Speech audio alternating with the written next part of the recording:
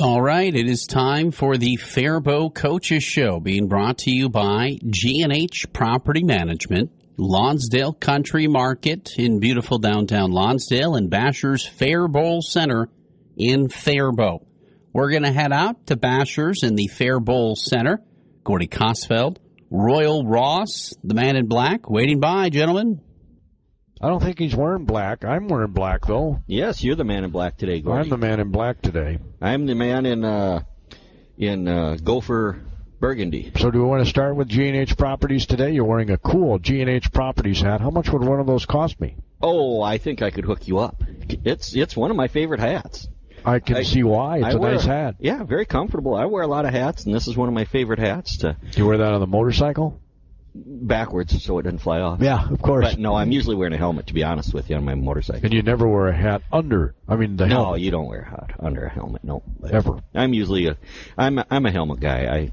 I probably have my helmet on 95% of the time. I'm glad to hear that. Yep. Frankly, this is my opinion. If you have to wear a seatbelt in a car, you should have to wear a helmet on a motorcycle. Yeah, it should be the law. There is some logic there. I'm not going to argue with you. But I also understand why people like to be in the open spaces on their motorcycle. Yep. There's a friend of mine, when I was a kid, I used to ride a lot. Did you? I didn't drive a lot. I rode a lot on the back of the... Okay. I mean, we went from Spring Valley to the Twin Cities all the time because he had a girlfriend up there, and I used to... You were his wingman. Double date, with him up in the cities. Well, you'll have to tell me about those stories sometime. And a motorcycle ride from Spring Valley back in those days to Minneapolis was hard on your derriere. The suspension was not as good as they are now. We're talking the 70s here. Yeah, and I'm sure it wasn't a real big bike, so... No, it wasn't. Yeah, I'm sure it wasn't the most comfortable ride. Can't even remember what it was now, 750? That'd be a big bike back in the 70s. That was one of the bigger bikes back then. You're right. Back in the 70s, yeah.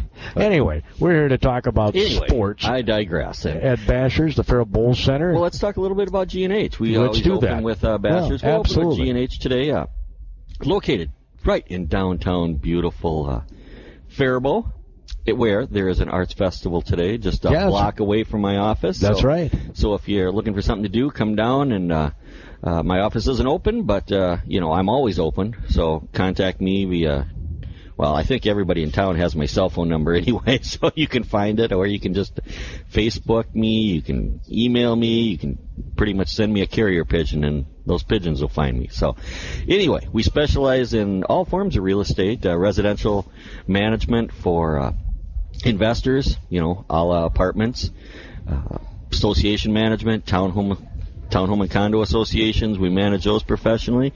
And then we also help people buy, sell real estate and lease commercial real estate. So very well-rounded team we have there at G&H. Give us a call if you're looking at anything in the real estate world. We'd be more than happy to talk to you about it. So do you deal with the new apartments that are going up? I personally do not. I don't work in that division. Okay. I work in the other two divisions. I work in the association management side of life and the sales side of life at G&H, but I don't take part in the property management or the residential rental. Did you go to the car cruise last night in downtown Faribault? I did not. I was out of town last night. So it was the opening night of car cruises. Yep. I usually work those, volunteer my time, and direct traffic at a corner, but I took last night off and was out of town. You know what's really cool, Royal? The whole family is here. We got two little kids and their parents eating breakfast. They're so cute. Yep, they're doing good. Got a little golf on the TV, got the PGA Championship on. And you had it on your phone a moment I was ago. watching it on my phone, yeah. I've still got it up on my phone a little bit. I didn't know that you were that big of a golf fan. Well, it's a major, and I enjoy watching. I really enjoy watching golf because with so many cameras on the course, they literally go from shot to shot to shot to shot. There's not a lot of dead time watching golf on TV. Yeah, I'm not a big fan of it, to be honest. I watched the final round of the Masters, and that's about it. Yeah. But no, so I'm a fan of watching golf. It didn't used to be like that when they had 5 cameras on the course, and they didn't have as many opportunities to see the shots. There's a lot more dead time, but now they've got so many cameras and different angles and graphics, and they show you how hard they're hitting the ball, how high it goes, how Spin far rate, it goes. all that stuff. It's just the technology is amazing. So I have to admit, I enjoy watching a very boring sport like golf on TV. And as long as we don't have a guest in here yet, it brings to mind a topic that we probably should discuss, and that is the technology that you just mentioned. I mean, what kind of a round could Jack Nicklaus have shot and Arnold Palmer back in the 70s with the equipment of today?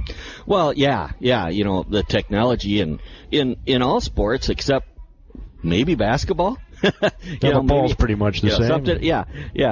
But other than that, technology has literally touched just about every sport, I think. Although the sneakers are a whole lot different. Yes, you're correct there. We had cloth sneakers when I first started playing basketball. Yeah. You remember the the Pro Canvas. Keds? Canvas. Pro Keds, I think they were called. Yep. But no, technology, everything. Bowling, if you watch pro bowling on TV, they show you the speed of the ball, the revolution rate of the ball. They show you exactly where it is at the foul line, where it is at the arrows, where it is at its break point, which is when the ball starts hooking back towards it. They show you all that in real time as it happens. Golf is no different. I mentioned some of that technology.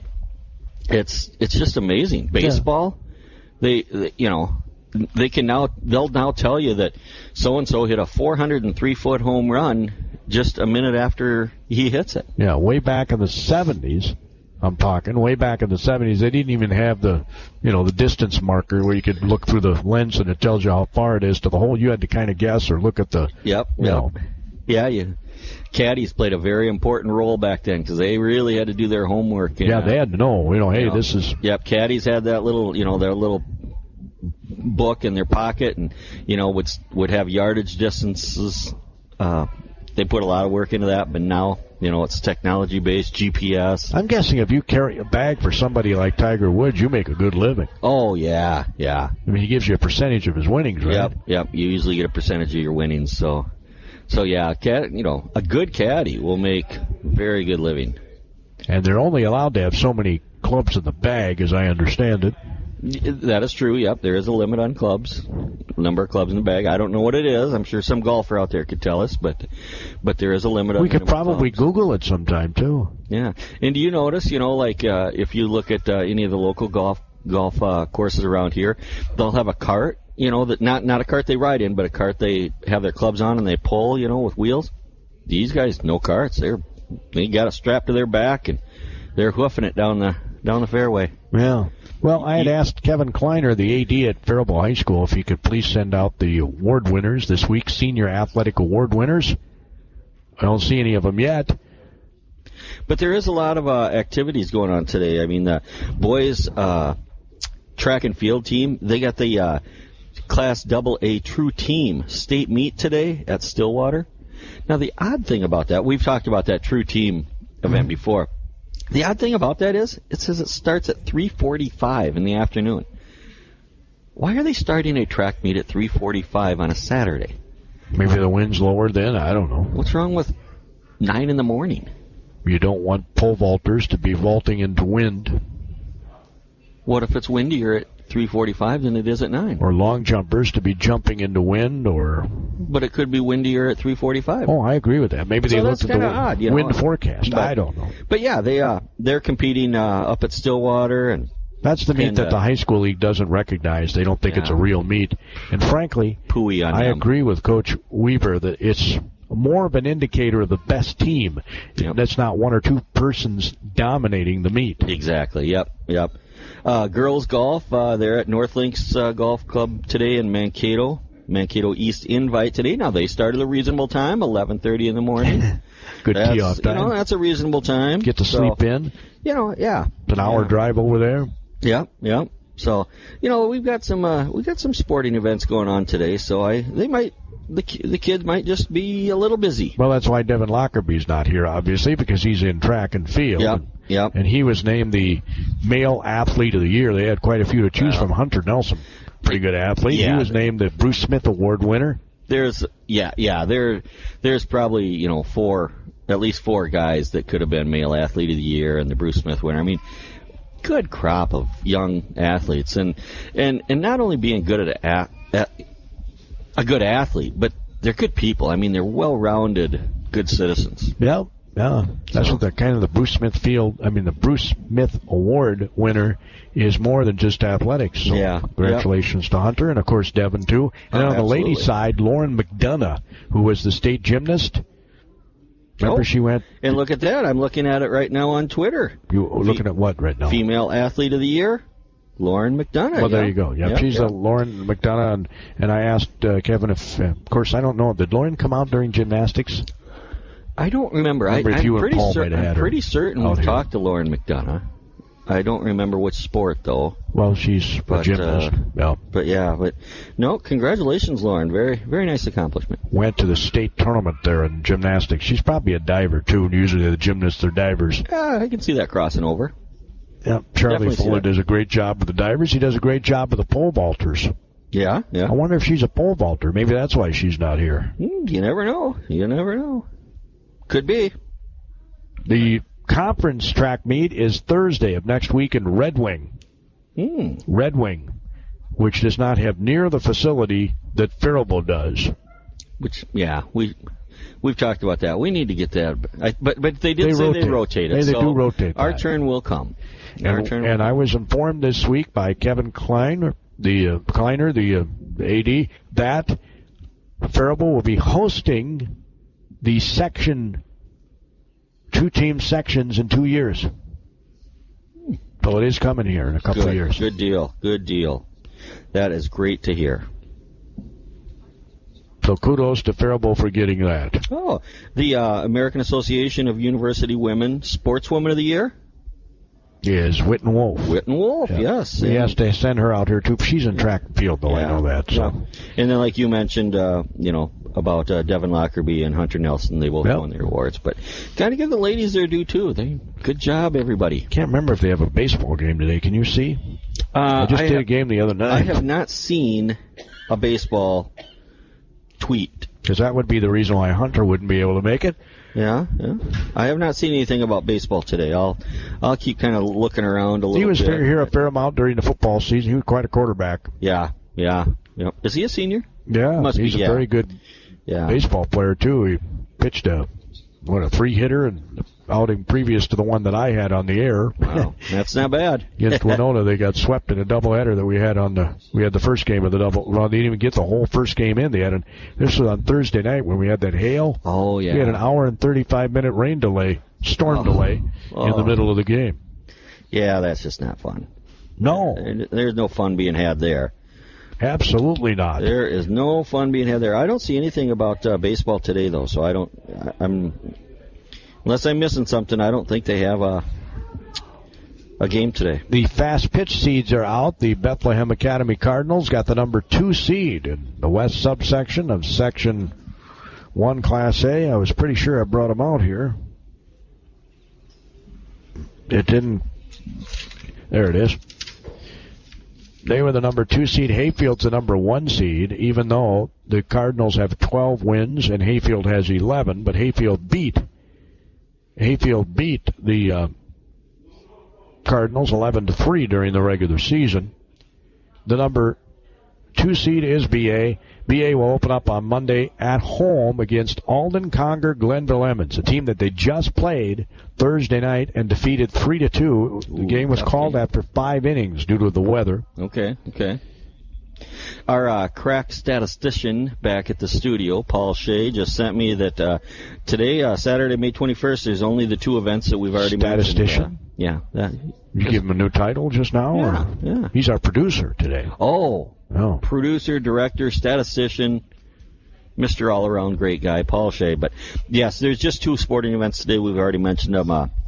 The golf girls varsity invite today at Mankato, and then the track and field boys varsity state true team event in Stillwater. Did you say boys only? Well, that's what it says here is boys varsity state true team. Huh. Maybe they don't do true team in girls. I guess I didn't know that. I don't know.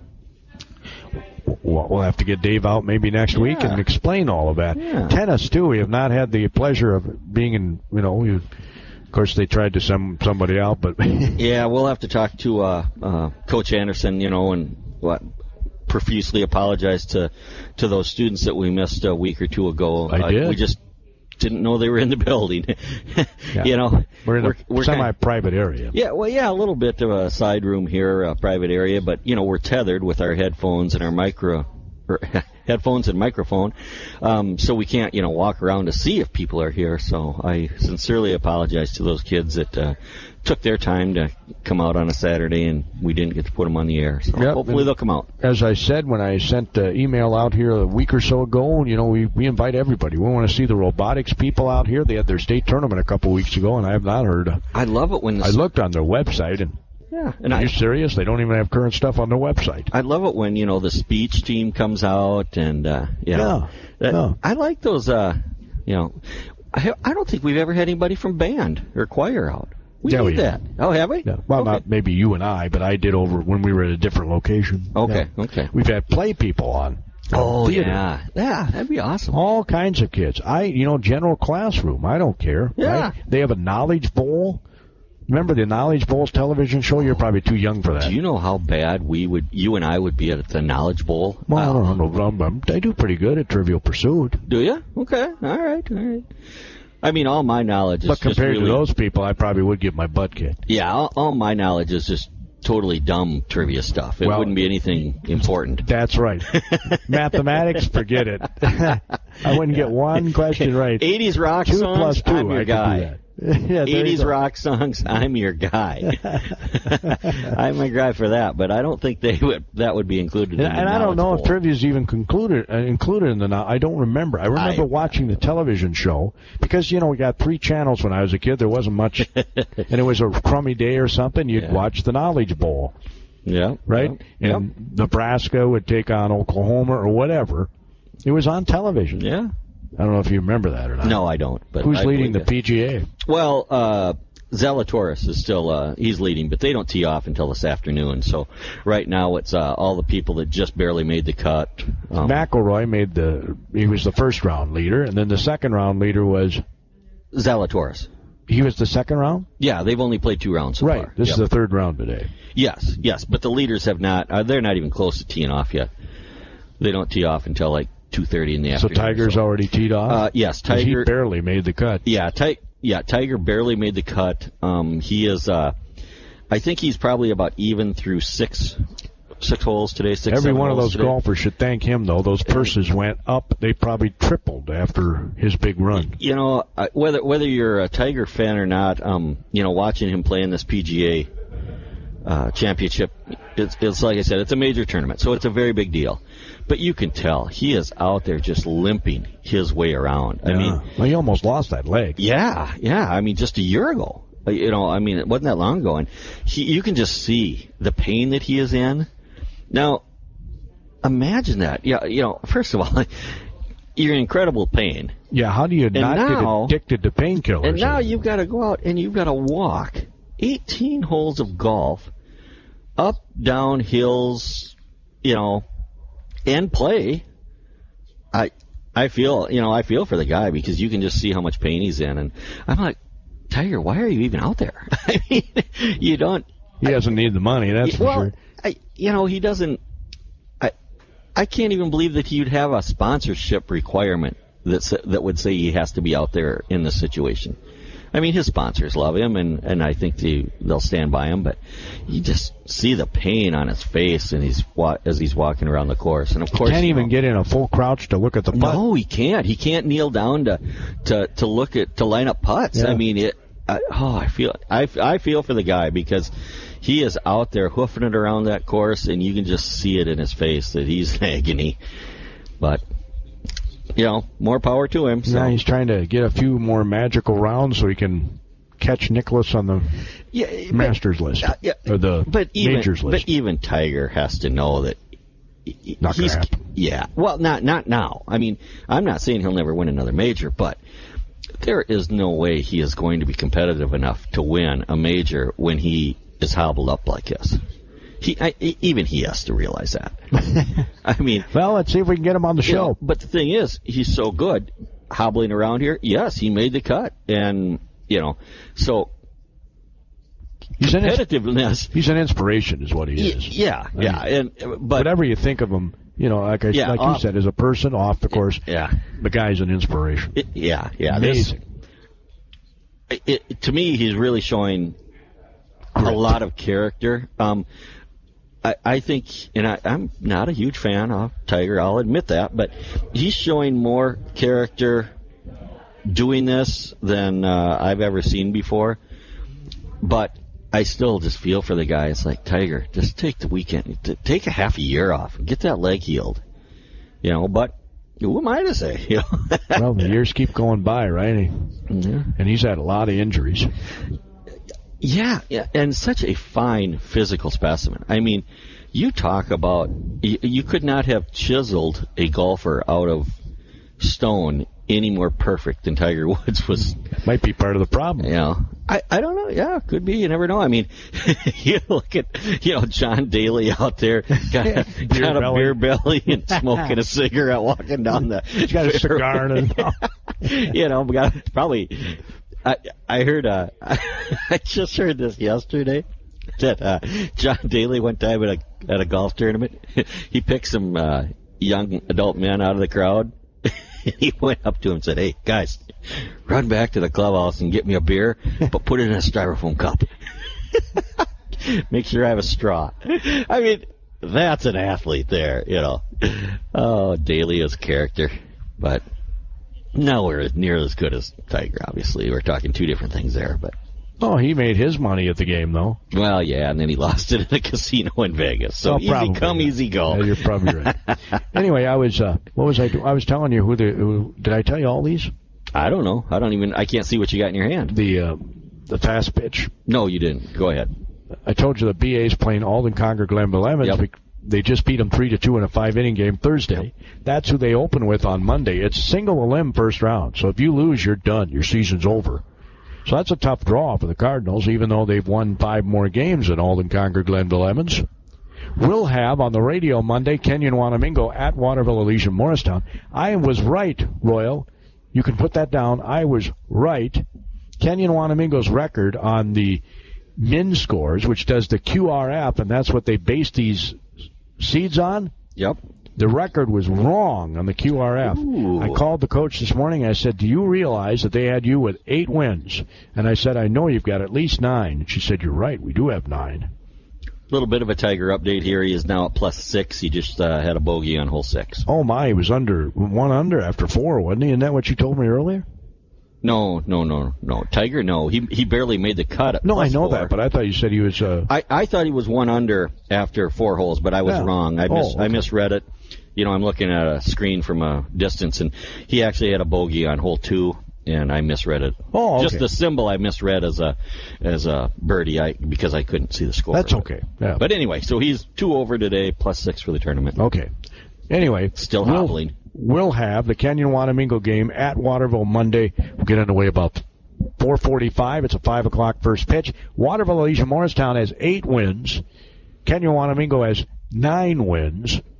And when I sat down, and I usually try to figure out where they'll be seated, and I'm normally wrong, I thought Water would be going to Kenyon. And had people at the seating meeting knowing the real record for Kenyon Wanamingo, that could have been the case. That could have been the case. I mean, so I told the coach, I said, I probably need to make sure that they get the right record in. That would help. Because now you got to jump on a bus and go there. You could have sat home and had them jump on a bus and come to your place. Yep. So BA hosts Alden Concord Glenville Evans. We'll have the Waterville Elysian Morristown Kenyon Wanamingo game. Whoever wins this will more than likely be able to go back on Tuesday, whoever the winner is. And then Hayfield JWP is in the same side of the bracket. Hayfield got the number 1 seed. They have 11 wins. BA has 12 wins, and they're the 2 seed. But Hayfield beat BA during the regular season. Okay. The number 3 seed is United South Central. They have 13 wins. And they are the 3 seed. Mm-hmm. You could have made a case for them being number 1. So it's kind of loaded. I mean, Hayfield, BA, and United South Central, I know, are all in the top 20 in the QRF. Okay. But again, the QRF is not based on real records in some cases. Well, go Cardinals. Randolph, number 2 in QRF in the state. They're in Section 4. BA's number 19. United South Central's number 21. Hayfield's 24. Waterville, Elysian, Morristown is 39. Goodhue, by the way, is 44. Kenyon, Wanamingo is 47th, but that was based on the wrong record.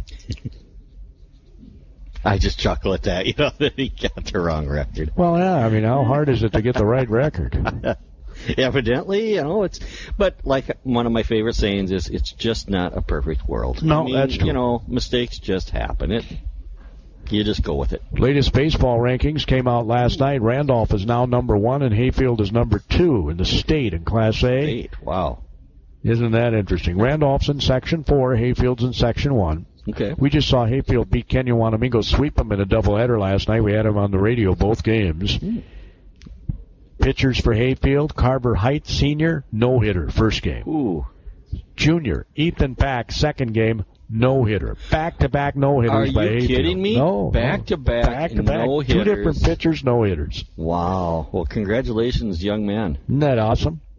In Class AA, Fairmont is ranked number 1. Foley is number 2. Chatfield is 5th out of southeast Minnesota.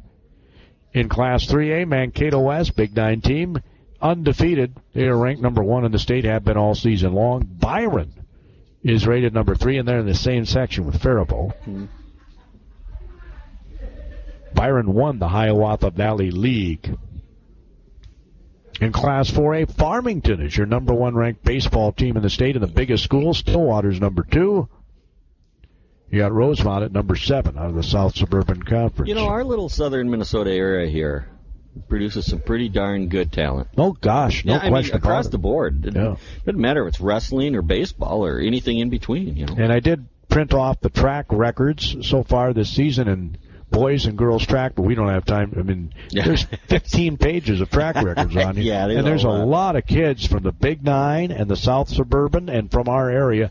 I don't see any Faribault kids on here. Yeah. But there's some Owatonna. There's an Austin guy on there. Okay, fair enough.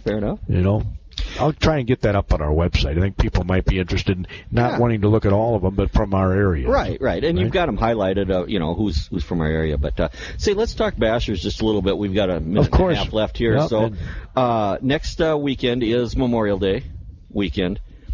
And you look confused. Am I wrong? No, it's Memorial Day weekend. It's Memorial Day weekend next. He was giving me the eye there, folks, and I thought, am I wrong? But anyway, Bashers and the Faribault Center run by the Clayton family. Very close, tight-knit family. All 5 of them have, a role in running this place. And they're going to take next weekend off and shut down so they can spend time together as a family and jump on a pontoon. A little bit of relaxing, just relax a little bit. So Bashers and the Faribault Center will be closed next Saturday the 28th through Monday the 30th for Memorial Day. So if the Claytons can shut down their business, just get a little family time together. I encourage everybody out there to take some time with their family and remember what Memorial Day is all about. However, we will still be on the air for our show, correct? Yeah, and because it is Memorial Day weekend, maybe we'll be able to get some people out here. You never know. And we will be on the show, We will have the show, whatever. June 11th is our last day. From Bashers, and we will either be on the deck, outside if it's nice, or we'll be inside if the weather's a little inclement. But sports fans, if you've got kids, grandkids, doesn't even have to nephews, be sports. Whatever. Yeah. Activities. If you've got a high school kid in any activity, some activity, send them out here and talk to us. We'd love to. They don't even have to be in an activity. I'd take if you're the smartest kid in grade 4, I'd take you out here. Smarter than a 5th grader. So anyway, we will be on the air next week, but please remember Bashers will be closed Sunday through Monday next weekend, so the Claytons can enjoy a little family time. Big thank you to Lonsdale Country Market, G&H Properties, Bashers, the Faribault Center. That's a wrap for this week, right? And our production manager, statistician, director. Our producer, Paul Shea. Yeah. Producer, Paul Shea. Thank you, And Paul. he will take it away, Paul. Thank you, gentlemen. Have yourself a great rest of your day. Don't forget, Straight River Art Festival is going on in downtown Faribault.